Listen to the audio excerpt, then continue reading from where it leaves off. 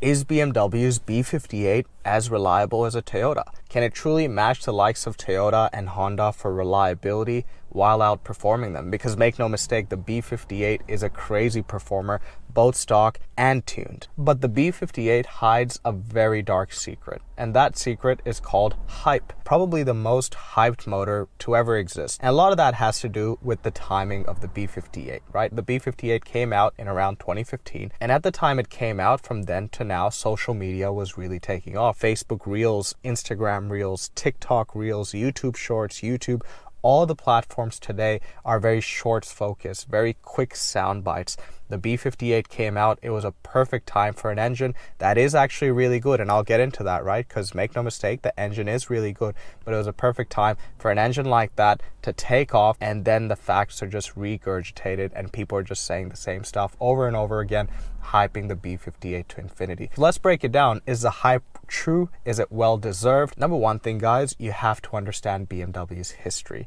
In the mid-2000s, BMW was going through a tumultuous time. I'm a huge BMW fan, so make no mistake, I'm not going to put BMW on blast here. But as someone who's owned a BMW and someone who's a huge BMW fan, and you have to be, I think any car guy out there has to be a BMW fan because it is one of the German performance brands, right? You've got AMG and RS, but M was always one step further in terms of their performance focus. Mercedes-Benz was focusing a bit more on luxury and prestige. Audi was focusing on the quattro, all-wheel drive, stability and safety. BMW, meanwhile, was saying just send it, right? So that's why, as a car enthusiast, I'll always respect BMW. But guys, I am going to call them out, and I'm going to call out any car company when they do wrong. And BMW did a lot of wrong in the mid-2000s. And they came out with some really poor motors. The N54 motor, that had multiple lawsuits against it. Straight six, twin turbo, very innovative. Love that engine, extremely innovative. Pretty much everything apart from the block fails on that engine. And it's pretty much any ancillary part. You've got turbos, you've got wastegate rattling, you've got piezoelectric injectors, which are really expensive. You've got VANOS, you've got coolant leaks, you've got oil leaks, you've got high pressure fuel pump, you've got low pressure fuel pump. Everything that's part of that engine is failing. An engine like that couldn't even make it within its warranty period, right? Forget buying that outside of warranty period unless you're a die-hard enthusiast. I love the BMW N54, but I just don't see enough of them around. And I think there's a reason for that, right? Those motors are today very expensive to run. They were problematic when they came out, they're problematic now. The other motor was the N63 and the S63. N63 was based on the N62, which was already a problematic motor. This is a V8 twin turbo hot V design. Now, hot Vs are used across the industry today. From an efficiency perspective, they're really good at that, give you good spool up times. But BMW's hot V was terrible, and they packed a bunch of plastics right in the middle of the engine where it's really hot. And it was just a mess, guys. The N62 was a mess, and the N63 was a total mess. Just like the N54, you had a bunch of failure, valve stem seals, which followed it from the N62. You had turbo failure, you had crazy oil consumption. The oil consumption was ridiculous, multiple lawsuits, rods that were made out of chocolate, bearing failure as well. It was just everything on that engine was going wrong, and the S63, which was used in the M motors, followed a similar fate. And then you had the second version, but the technical upgrade version also had lawsuits, also had issues. It's only in current or recent generations the whole community is scarred, and that's why those motors aren't seen as enthusiast motors. Then you had the S65 and the S85, which was the V8 and V10 F1 derived motors, which are really special motors, so I do cut them some slack. But those motors, S65 was okay during the warranty period. I remember the time it was there, a lot of people were saying BMW is back, it's really reliable now.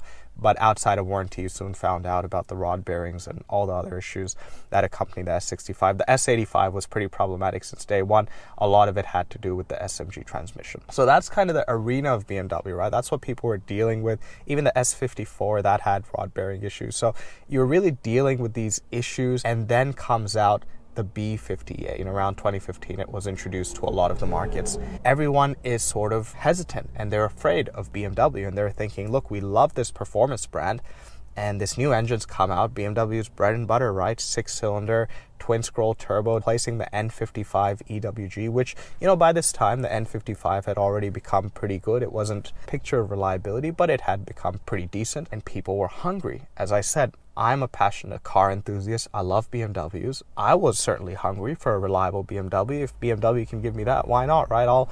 I'll happily take it, right? Any car enthusiast values reliability. Anyone who says they don't is probably just coping. And it took a few years. I remember I was in university when the B58 came out, and it was a lot of silence around, right? A lot of people were like, oh, that's nice. That's a nice motor building on the N55. The power gain wasn't too extreme. Everyone was happy about the motor, but it wasn't hyped. And slowly but surely, a few years passed, and you're not hearing of failures of anything, right? You're not hearing of leaks. And make no mistake, a lot of the Germans that come out today, in those first few years, they do have issues. So you're not hearing of those things, and all of a sudden, you start getting hyped. You think, okay, BMW's back at its best, and the hype is ridiculous because the low point was so down, right? You know, the high point is so high because you were starting from such a low point. BMW is starving its fans of any semblance of reliability, and all of a sudden, they're like, okay, we get this B58. Oh, snap. This thing is crazy. So I think that's what really sort of kick-started that, where everyone was so hungry, and now you had the B58, which in its own right is a good motor. The second thing that really impacted it is the Toyota Supra. Toyota announced that they would put the B58 in the Supra many years after it was already being used by BMW cars. And guys, the world went crazy. And I own a Toyota GR Yaris. I'm a huge Toyota fan, as you guys know. One thing about Toyota fans is it is kind of ridiculous, right? The same way the BMW fans are ridiculous, right? They cope and they're apologists. The Toyota fans go just as hard, but in the reliability way. I know this because I've driven many Toyotas, and when you drive a Toyota, you do feel that sense of reliability. It's the culture, right? Just like when you drive a BMW, you feel as if you're driving the ultimate driving machine. Is there reality? Is there truth to it? Yeah, I think so, right? You feel that way about a Toyota because it actually is really reliable.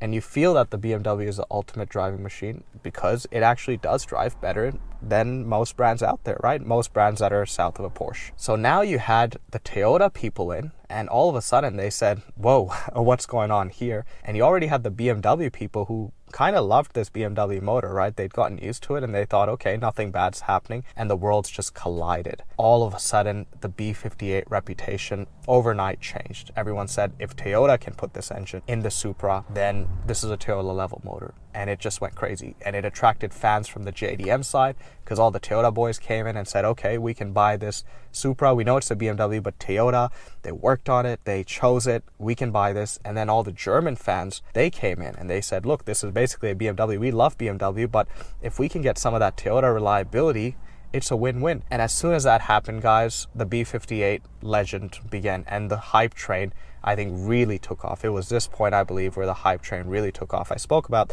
the social media, the fact that BMW starved its fans of reliability and then gave them the B58. Those are definitely factors, but this was a huge factor for the hype, and the hype never stopped. And to this day, guys, the hype is there. To this day, if you want to own a motor that is good stock or makes crazy power, the B58 is your platform. Social media, anyone you talk to is talking about the B58. In fact, I met someone at the gym and I said, I sold my BMW, beautiful 6-cylinder, but I sold it for a GR Yaris. I wanted a change of pace. And he said, oh yeah, those are great motors. Was that the B58? And I was surprised because this man is an AMG man and he knows the B58. The B58 has really transcended boundaries, right? Where you have car guys, you've got car guys like me. I'm an engineer where I'll think about engine codes and transmissions. I know if it's a ZF8 HP 50 or 70 or if it's a DCT, but there's car guys who might not even know the code of their engine. They might not even know if they have a LSD or an open diff, right? And that's okay. But the B58 is an engine that transcended all of that, and all the car guys, and to an extent the non-car people, have heard of this engine code. That's how hyped it is. So of course now we get to whether this hype is deserved. And guys, to some extent it is, because I think a lot of people out there say, well, give the B58 some time, it'll be like the rest of the BMWs. But it's been 10 years. How much more time do you want to give the B58? What, you know, I think after 15 or 16 years, anything is fair game, let alone for a performance motor. Even a Toyota after 15 years, I would say buyer beware. You can't just willy-nilly walk and buy a 15-year-old car. 10 years is more than enough time for a motor to prove itself. And I think the B58 has proved itself to a huge capacity in, you know, effectively all of its generations. The other thing is the tunability. The B58 is indeed a platform that takes tuning really well. Part of the reason is the diesel block. Part of the reason is just what BMW learned from their mistakes. They're using better gaskets, better quality control. They're using better heat management, guys. The heat cycling in BMWs has always been crazy. If you've owned a BMW 6-cylinder, you'd know that your bonnet gets really hot, your fenders get hot. it can burn your hand. But the B58 has better heat management where it'll retain that heat for a really long time, let it seep out slowly. And that really helps with the gaskets and seals, even though they're using better gaskets and seals.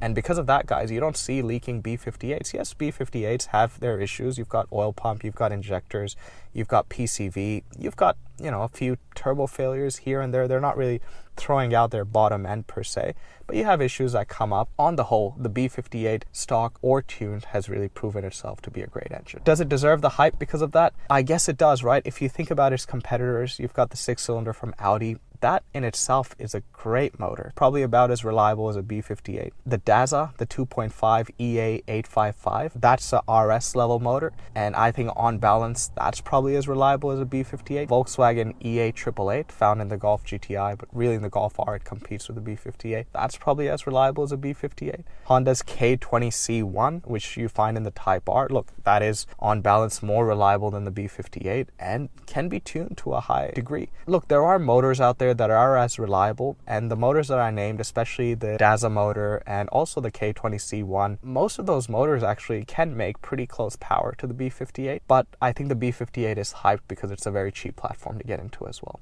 And that's a huge thing because BMWs depreciate heavily, they always have, and even the M's depreciate more than the AMG models. Part of that is the previous reputation. They were actually less reliable cars, and the B58 has depreciated because of that as well. The market still doesn't have that level of faith in the B58, which is why you can pick them up really cheap. The Audi DAZA motor you can't pick up really cheap. The Civic Type R motor you can't pick up really cheap. The B58 you can. Because of that, it gets hyped even more.